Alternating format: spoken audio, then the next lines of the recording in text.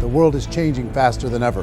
What used to take decades is now taking years or even months. What you see right now is the illusion that people have had for many decades about the workplace being this secure place to work the rest of your life. For the first time in the history of our nation, our children will not do as well as us. We've seen our friends get laid off, we've been laid off, we've had our pay cut. People are overworked and underpaid. They seem to have less time and less freedom.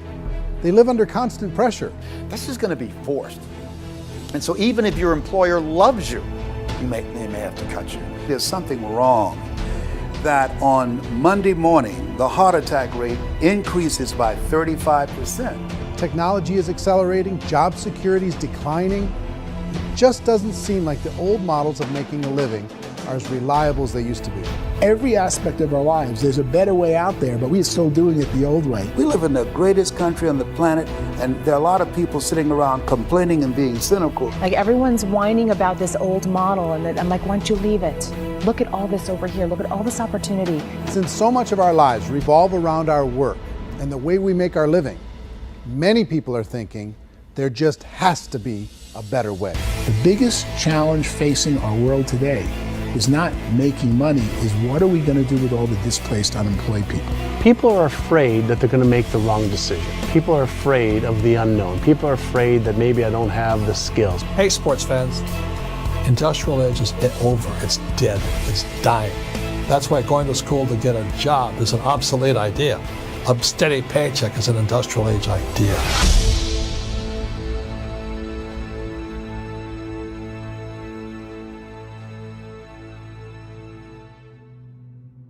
In our search for a better way to make a living, we've come to the conclusion that becoming an entrepreneur is actually safer than being an employee. And through our look at the entrepreneurial options, one particular path kept coming up from expert after expert. And I think most people will find it surprising because it's certainly a non-traditional business model. That model is for people to start their own business and become an entrepreneur through the creation of a network marketing business. Some people call it direct selling because the product is being sold directly from the manufacturer to the end consumer, cutting out the middlemen. Other people call it multi-level marketing, or MLM, because there are multiple levels of commissions paid. The most common term today is network marketing, because network marketing best describes using a large group of independent distributors, independent entrepreneurs, to move a product or service more efficiently. So my friend here, Donald Trump, and I, we always write about the network marketing industry. And the reason we support the network marketing industry is because it really is a business school for entrepreneurs. Because most people come out of school looking for a paycheck. Oh, that's terrible. I would go into network marketing like that. I think if it didn't exist, we should invent it. It is that good. I think direct selling is a great way to do business today. It's very easy to get into that industry, and you can be self-employed, be in effect an entrepreneur. When we see multi-billionaires adding network marketing companies to their portfolio of companies, that would be a clue. When we see people who are very famous authors and very famous business people endorsing the industry, that would be a clue. These network marketing companies aren't $50 million companies, they're billions and billions of dollars. They lead the stock market, they're major companies. When we're going to get it? You know, and you're going to school to work for a paycheck, but if you want to be rich, be an entrepreneur, and network marketing gives you the spirit to be an entrepreneur. A traditional company will spend up to 50% of their total revenue on marketing. Network marketing companies use a different approach. Instead of having all that extensive marketing expense, they utilize a network of independent distributors to do the marketing for them. Now, why do they do this? First, because word-of-mouth advertising is so much more effective today than traditional media advertising. Second, some products need to be explained or demonstrated, and an independent salesperson can do that more effectively than an ad campaign. Third, it's completely efficient. The company only pays for the marketing of their product if a sale happens and not before. Imagine if Amazon allowed you to become an independent distributor and paid out 40% of its revenue to that distributor group. All you had to do as a distributor was recommend a product. And if a person bought it on Amazon, Amazon would take care of all the logistics and you'd get paid for bringing the customer. Now imagine you got paid for every purchase that customer made for the rest of their lives. Well, Amazon doesn't offer this option, but network marketing companies do. 85% of all buying decisions in our society are made as a result of word of mouth or reputation. We're recommending things to each other all the time. You know, who's your dentist? Who's your doctor? Who's your lawyer? What detergent, are you using? What legal system are you using? What product are you using? We're talking to each other about the things that we love anyway. When you go into a big box retailer, you're lucky if the clerk looks you in the eye, much less gives you any detailed or accurate information about what you're purchasing. So of course, this personal information, this education coming from a friend, a neighbor, a relative, or even a stranger, but one who has experience with the product is extraordinarily valuable. As a matter of fact, network marketing can educate consumers probably better than any other form of marketing. It certainly can do better than advertising because advertising usually has a certain hype to it and you can only get limited information. So, network marketing trumps advertising. If you were a typical sales company and you wanted to sell $1 million a month worth of product, you might go find 100 superstar salespeople. The quota would be $10,000 a month. So network marketing as a distribution system just flips the numbers. So we use 10,000 happy, raving fans of a particular product, and we don't concern ourselves so much with how much product each one of them individually sells. If they sell just $100 or $200 a month, and there's 10,000 of them, you're selling $1 million to $2 million a month worth of product. And that's the best way I can explain how network marketing works. This is the marketing arm of the company. There's not money being wasted on bricks and mortar. There's not money being wasted on inventory that's sitting stagnant somewhere. There's not of employees standing around that don't have customers. These are people that are going to connect with customers. These companies allow people to become independent distributors for extremely low cost and with no minimum time or sales quota. Essentially, they own their own business and can provide as much or as little sales as they choose.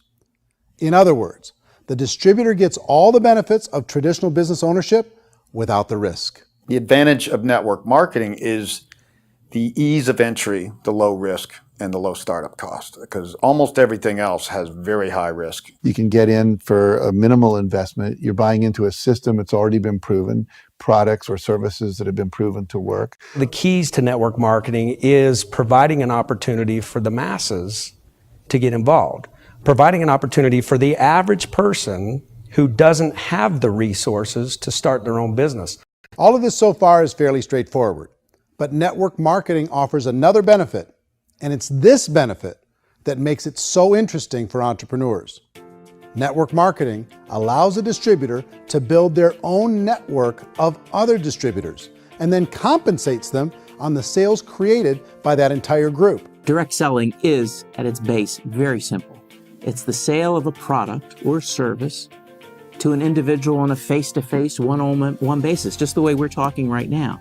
But there's an important element as well, and that's the offering in conjunction with that sale of product, the offering of an opportunity for someone to make something of themselves. No matter what your social status is, no matter what language that you speak, I mean, look how many unbelievable people are becoming successful that speak every kind of language out there. What an awesome gift to give the world. Instead of having to work your way up in a system and prove that you could be a sales manager, they just decided everybody can be a sales manager. Everybody gets to build a sales team from day one.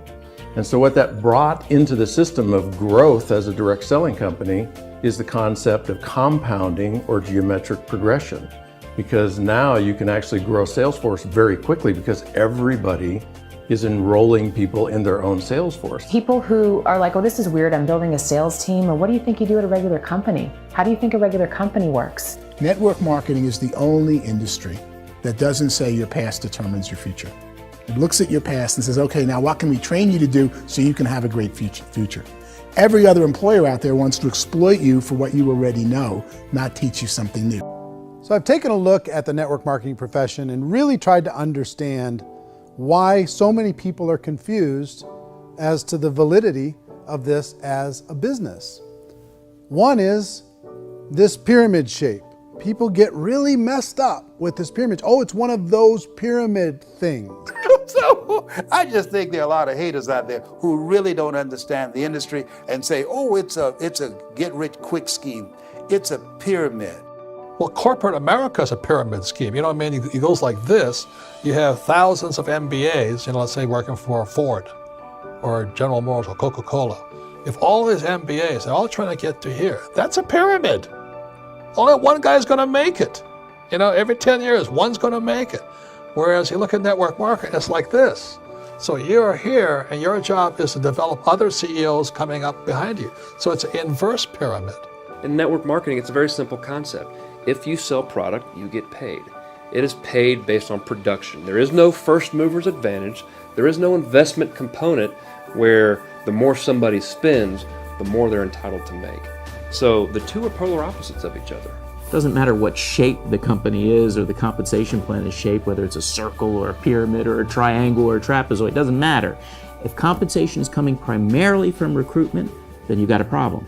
On the other hand, if an operation is basing their compensation to participants on the basis of sales, even when those sales are generated by people you've recruited, well, then you're a perfectly legitimate enterprise. That's the legal test, it's the practical test.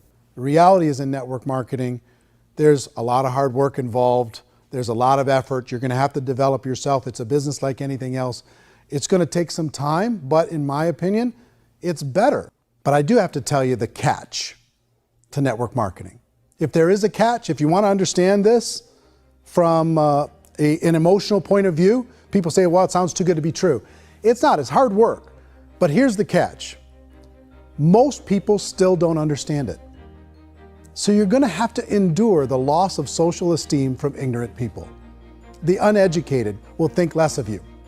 Now, if you can handle that, you're on your way. If that's going to destroy you, you know what?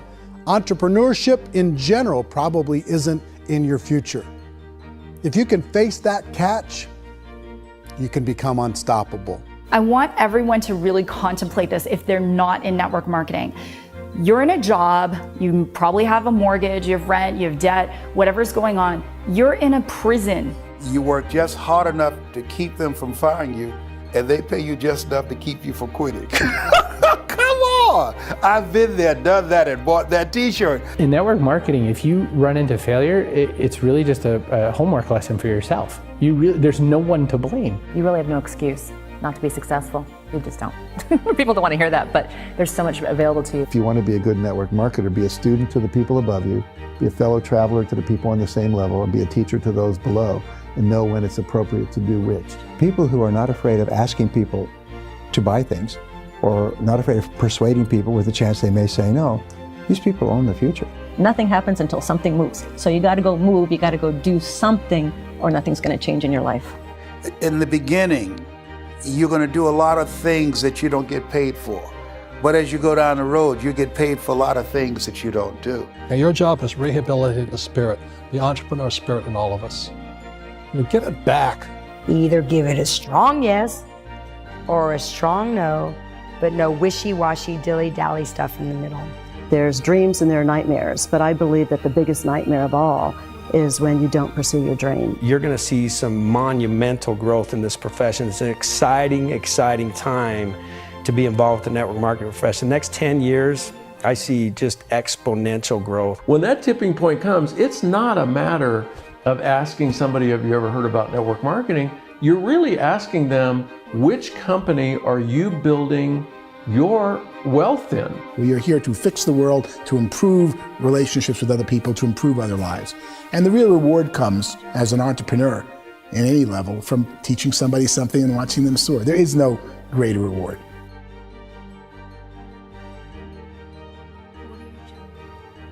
Life's too short to spend it living someone else's dream instead of your own.